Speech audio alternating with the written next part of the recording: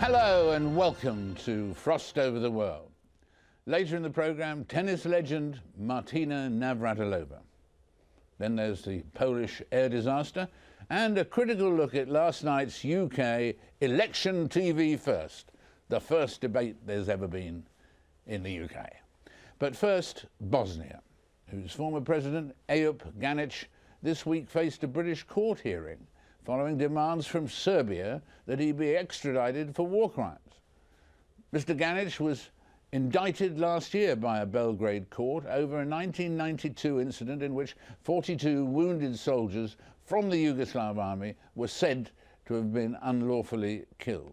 The allegations have already been rejected by the International Criminal Tribunal for the former Yugoslavia. But a judge at the court in London agreed that the process to extradite Mr. Ganic to Serbia could go ahead. So what's likely to happen now? Who better to ask than Ejup Ganic himself? He's with me right now. Welcome. It's very good to have you with us. Tell us, when you came to the UK, the point where you were apprehended, the airport and so on, did you have any warning that this might happen, or was it a complete shock? It was a complete shock because I'm coming regularly to this country, and I have business relations with the University of Buckingham where we exchange professors, so I was coming regularly.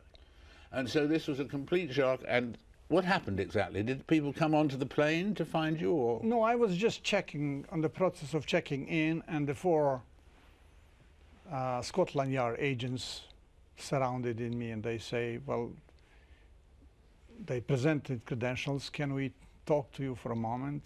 It says, well, what about? They say, we have a piece of paper. You are being arrested on the request of Serbia for the crime that you committed in Serbia. So we're sorry, but you are to go with us. So they grabbed me, and that's how it started. I look at the paper. It says for the crime committed in Serbia, in Sarajevo. And the Sarajevo is in Bosnia, not in Serbia. Right. But they say, well, you know, we don't pay attention. What says there, we are just to take you to the court. And this was the document they gave you? Yes, this is the document which was signed. Which was saying that Sarajevo was in Serbia. In Serbia. And it's not in Serbia. Right? It's never been in Serbia. It's the capital of Bosnia. It's just like if you are arrested, let's say, in France for the crime in London, which is in France. Exactly. But they use that purposely because it's easier to arrest person if you committed crime in a given country which wants you. You know, it's kind of goes straightforward. But if you are committed crime in another country, somebody might slow down the process. So now here we have this extraordinary situation. Here you are, an international statesman, suddenly having to stay here in the UK while this court runs through this case and so on and so forth. What happens next? What can you do now, and what can they do now? Well, the Serbs committed a genocide in Bosnia, and they have been prosecuted by the International Tribunal. The Serbia under Milosevic was the only country that committed genocide after Nazis when they did in the 40s. Now the Serbs are trying to use a different approach. Since the International Court Tribunal cleared all of us who are fighting for freedom in Bosnia, they say, look, we are going to create an alternative tribunal. So they use the procedure that whoever comes to UK, the UK police will act as a Serbian police, arrest us and put us on extradition law. Apparently, the extradition law doesn't need proofs. So you are, for example, they simply say, look, you are in the process. And the findings of the tribunal doesn't sort of help in this case. So they say you just go to the British trajectory where the extradition law doesn't require proofs that you did something wrong. Does not require? Well, it doesn't. The Serbs had 45 days. They didn't submit any proof. but they say we want this man. And the extradition law, the new one, apparently, they know it, it favors extradition. It is a kind of a, you know, the British government here puts me on the trajectory. They were not happy with the international tribunal set up by UN Security Council, millions of dollars used, and I was cleared because I was a freedom fighter. I did nothing wrong.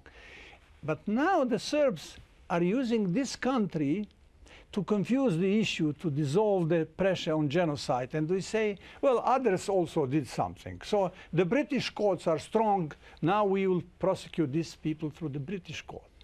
I was arrested, put in jail for 10 days in a cell with convicted criminals.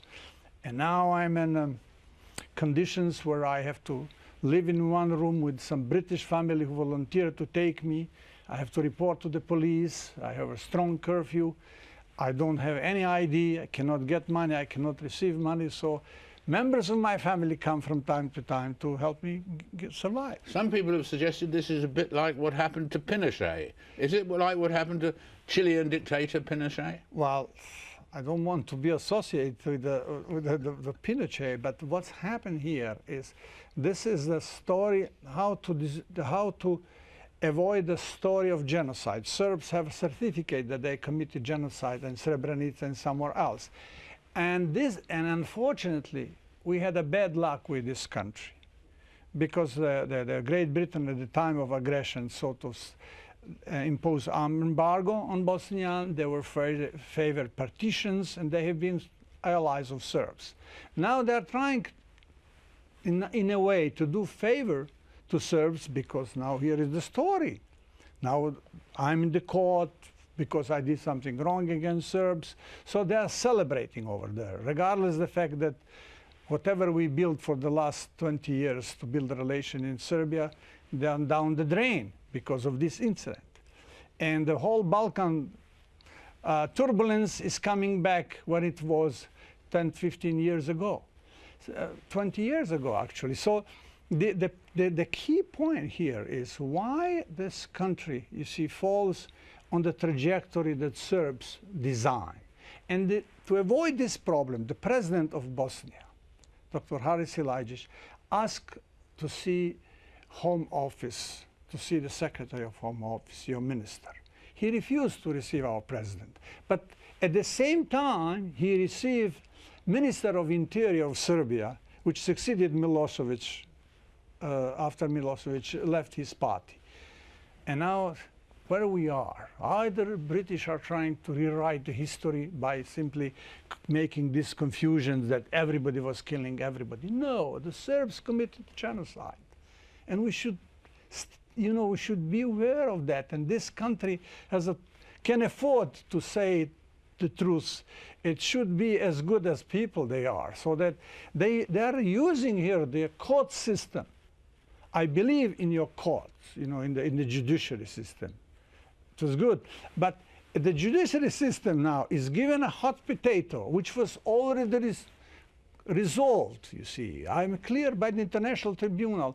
And it's not fair to undermine the International Tribunal because UN Security Council created this tribunal to be neutral, invested millions. And you had a clear verdict from them? Oh, from the absolutely. And the British government has all the documents, and they know. But they say, and the Home Office was supplied by all this material. But they say, yes, we see this. However, we have to put this to the courts. Hearing everything you're saying, is it possible, and the remarks you've made in sub-clauses and so on, is it actually possible that there is a danger of a new civil war out of all of this in the Balkans?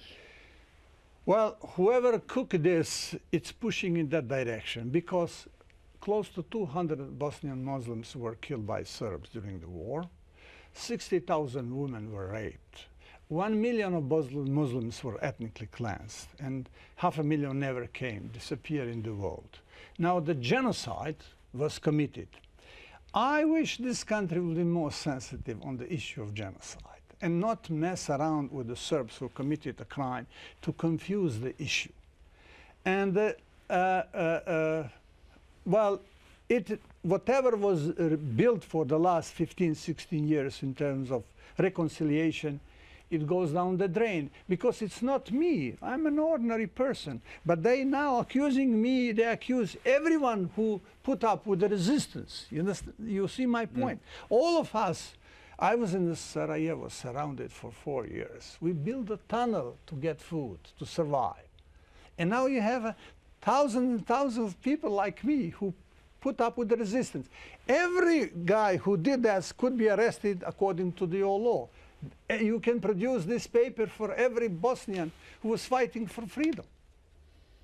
And that the Serbs want the Bosnian Muslim to disappear from this part of Europe. And I think, we should be sensitive to this issue. And do you think this will have a happy outcome for you, or that you could end up behind bars? Well, I'm already behind bar here in this country. In a sense, and I'll be financially bankrupt because I don't work, my family doesn't work because they come on shift to see me. This country is 10 times more expensive than my country. The fees of the lawyers and so on. Now, I believe that someone in the judiciary will look carefully on this, because it's bigger than my life. It's an issue of aggression and genocide.